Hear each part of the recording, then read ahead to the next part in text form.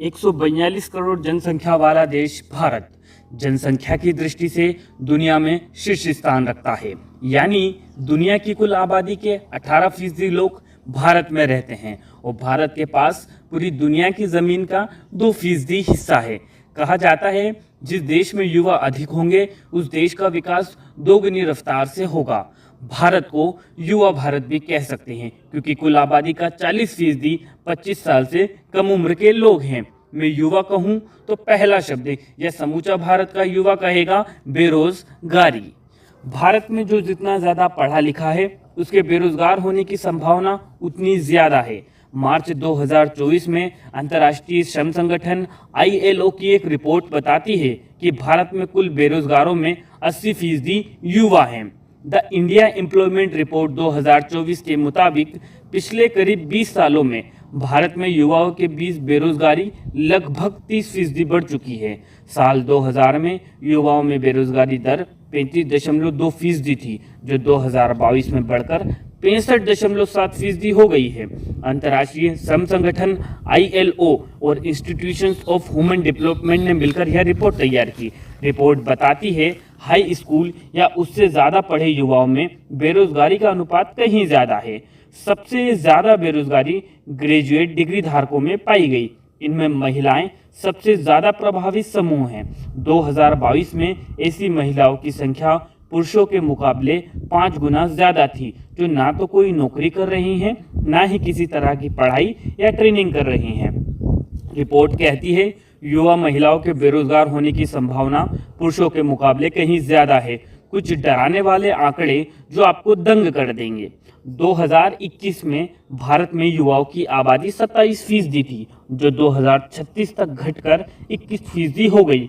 यानी हर साल 70 से 80 लाख युवा रोजगार चाहने वालों की लाइन में जुड़ रहे हैं, लेकिन आमतौर पर उपलब्ध रोजगार कम और अधिकतर अनौपचारिक उपलब्ध है। नौकरी ना मिलने का प्रमुख कारण युवाओं में कौशल की कमी है। अगर हम जानना चाहते हैं नौकरी क्यों नहीं मिल रही तो ILO ने एक रिपोर्ट में इस बात को लेकर चिंता जताई है कि अधिकतर युवाओं में ज़रूरी कौशल की कमी है।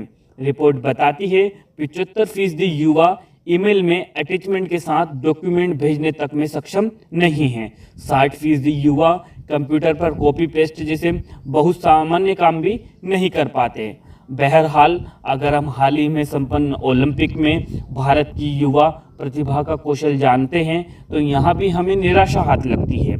सन 1900 के पेरिस ओलंपिक से भारत ने ओलंपिक जगत में हिस्सा लिया और 2 पदकों के साथ अभियान की शुरुआत की।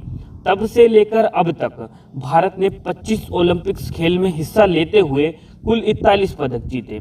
124 सालों में भारत ने सिर्फ 41 पदक जीते हैं।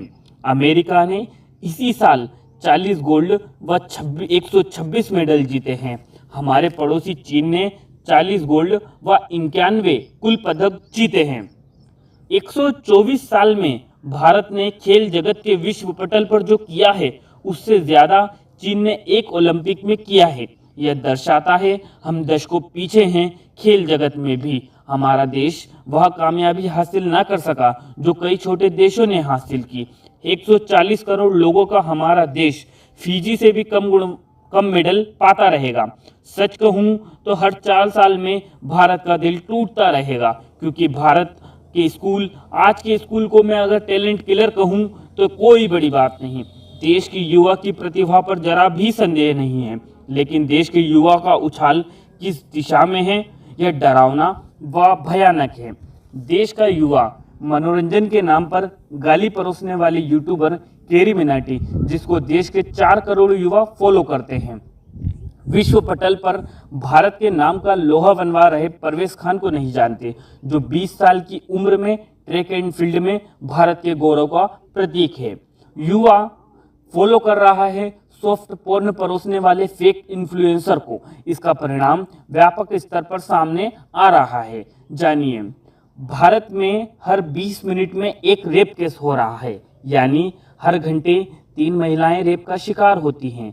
देश में रेप के मामलों में 96% से ज़्यादा आरोपी महिला के जानने वाले होते हैं। रेप के मामलों में 100 में से 27 आरोपी को ही सज़ा होती है, बाकी बरी हो जाते हैं। भारत की संस्कृति व तहजीब कहती है यस्य पूज्यते नारस्तु तत्र रमन्ते देवता, अर्थात जहाँ नारी की पूजा होती है वहाँ देवता निवास करते हैं। लेकिन आज का दौर महिलाओं को सिर्फ ऑब्जेक्ट के रूप में देखता है। हाल ही में घटित कोलकाता रेप केस दर्शाता है संकुचित मानसिकता रखने वाले उस भेड़िए की जो इस समाज के लिए गहरा कलंक है।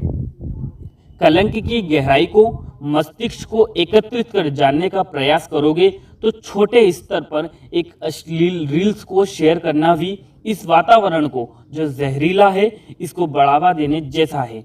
मोमबत्ती लेकर रोड पर निकलना, सच कहूँ मुझे तो एक सीरियस मजाक की तरह ही लगता है। यह बात बहुत ऊंची व ज़रूरी है, इसको हमें कठोर और सजग रहना होगा। अगर हम रेप मामलों में चीन को देखें तो मेडिकल जांच प्रमाणित होने के बाद सीधे मौत के घाट उतार दिया जाता है। नो ट्रायल फॉर्मूला है। सऊदी अरब में फांसी पर टांगना व गुप्तांग काट दिए जाते हैं। ईरान 24 घंटों के अंदर पत्थरों से मारकर या फांसी लगाकर मार दिया जाता है। युवा यूथ किसी के जीवन का एक सार्थक चरण है। यह बुद्धि और चरित्र के विशाल लक्ष्य को पूरा करने का स्वर्णिम चरण है। रियलिटी चेक यहीं समाप्त होता है। समय मूल्यवान है किंतु सत्य उससे अधिक मूल्यवान है। आपने अपना समय दिया, इसके लिए शुक्रिया। कुछ सही व नया जाना हो तो उसके लिए सब्सक्राइब करें। शुभम इंडीड। जय हिंद।